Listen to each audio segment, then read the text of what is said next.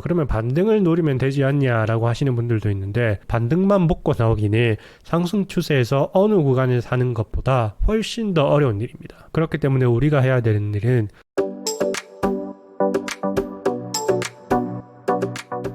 안녕하세요 여러분, 투자자의 심리를 읽는 투자 차분한 투자자입니다. 제가 지난 영상에서 50%의 수익을 냈던 한국가스공사에 대해서 설명을 드렸었는데요. 오늘은 제가 손해를 본 종목에 대해서도 왜 손해를 봤는지 한번 설명을 드리도록 하겠습니다. 종목은 영림원 소프트랩이었고요. 제 손해는 20% 정도였습니다. 이 종목은 많은 분들이 모르실 겁니다.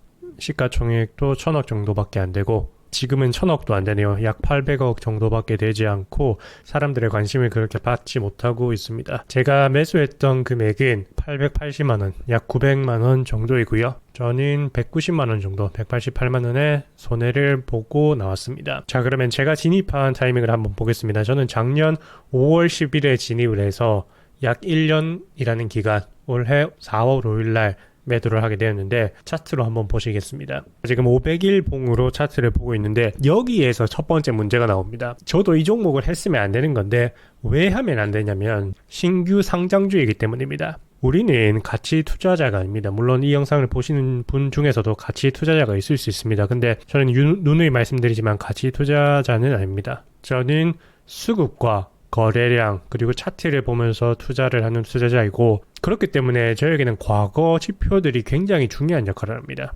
그런데 신규 상장주의 경우에는 과거라는 것이 존재하지가 않죠. 그렇기 때문에 이 주식의 역사라는 것을 알 수가 없습니다. 사람으로 한번 비교를 해도 이거는 정말 명확하게 들어갔으면 안 되는 주식이었는데, 우리가 사람을 처음에 만났을 때 어떻습니까? 학교를 다닐 때, 초등학교, 중학교 때는 모르겠지만 대학교를 졸업하고 사회생활을 어느 정도 해보신 분들이라면 아마 사람의 위험성에 대해서 굉장히 잘 알고 있을 겁니다. 이 사람이라는 게 처음 만나게 되면 사람이 속일 수가 있습니다. 내가 굉장히 좋은 사람이라는 거를 쉽게 포장할 수가 있거든요. 그렇기 때문에 실제로 나는 이 바닥에 있는 사람인데 나는 이 고점에 있는 것 같이 사람을 속일 수가 있다는 겁니다. 그런데 이렇게 처음 만난 사람의 경우에는 역사가 굉장히 짧기 때문에 이 사람이 나를 속이고 있는지 아니면 이 사람이 진실된 사람인지 결코 알 수가 없습니다. 기껏 대화를 나눠봤자 한두 시간 정도의 짧은 대화로 한 사람의 인생을 파악할 수 있다? 그건 말도 안 되는 일이죠. 주식에서도 이것이 똑같이 적용이 되거든요. 주식도 지금 이 영림원 소프트랩의 경우에는 역사가 500일 봉도 되지 않을 정도로 굉장히 짧습니다. 그래서 이 회사의 주식이 큰 흐름으로 장기 우상향하는 종목인지 아니면 장기 우하향할 수도 있습니다. 아니면 박스권을 그리고 있는 종목인지 우리는 알 수 있는 데이터가 없습니다. 그럼에도 불구하고 저도 순식간에, 저는 어떤 포인트 때문에 들어갔었냐면 이것도 제 원칙을 지키지 못했기 때문이죠. 그냥 뉴스 기사 그리고 대표자 인터뷰를 보고 저는 이 종목을 매수를 했거든요. 그때 조금 이상한 거에 꽂혀 있어서 흔히 가치 투자자분들이 많이 말하는 거죠.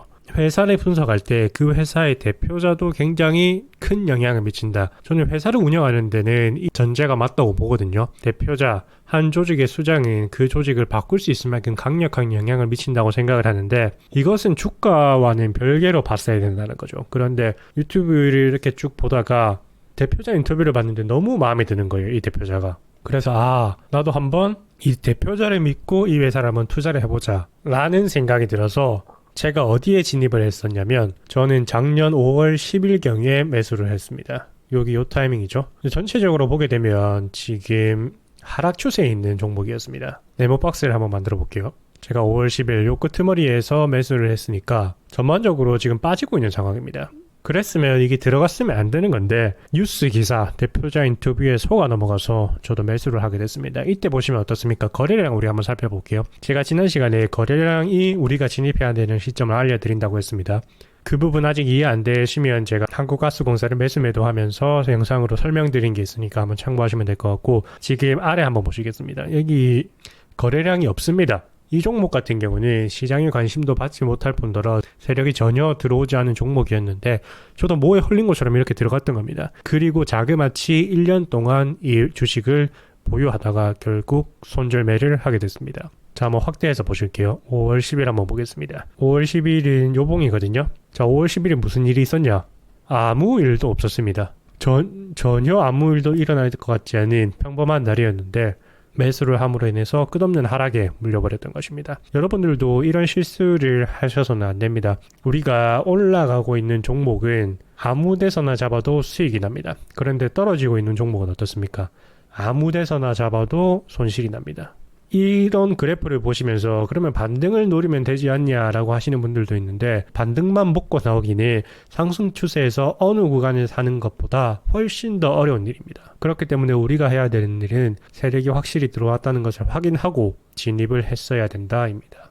저도 가치 투자라는 거를 한번 해보려고 이렇게 쭉 기다려 왔었는데요. 이만큼 결국 끝없는 하락을 하는 것을 참지 못하고 4월 5일이었습니다. 그래도 살짝 반등을 했을 때 팔았습니다. 왜냐하면 이 주식 같은 경우 이미 제가 가치가 없다고, 이 회사의 가치가 없다는 게 아닙니다. 이 회사는 점점 잘 될 수도 있고 아니면 점점 안 될 수도 있고, 그것은 아무도 알 수가 없습니다. 그런데 결국 세력이 계속해서 들어오지 않는다는 것을 깨닫고 나갈 타이밍만 보고 있었던 겁니다. 그런데 어떻게 보면 나갈 타이밍을 줬었습니다. 저한테도. 여기 또 윗꼬리에서도 한번 팔 수가 있었고, 여기 한 4번 정도의 나갈 타이밍을 저한테 줬었는데, 저는 이거를 회로를 돌리면서 드디어 내 가치 투자가 빛을 발할 수도 있겠구나라는 헛된 희망을 가졌었습니다. 그래서 결국 참다가 나와야겠다라고 마음을 먹고, 그나마 조금 반등은, 그래도 반등의 고점에서는 팔았습니다. 여기 보시게 되면 제가 반등에 나와야겠다라고 생각했을 때는 다시 제 원칙으로 조금 돌아왔거든요. 세력들이 약간이라도 들어왔다가 나가는 경우, 이게 보시게 되면 제가 요봉에서 팔았거든요.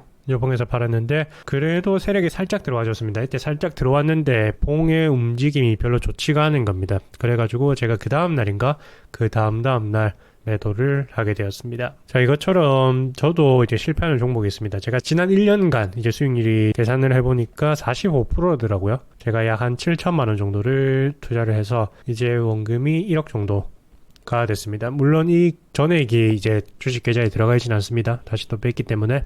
그런데 이렇게 수익을 내면서 저도 손절매를 한 종목이 있다.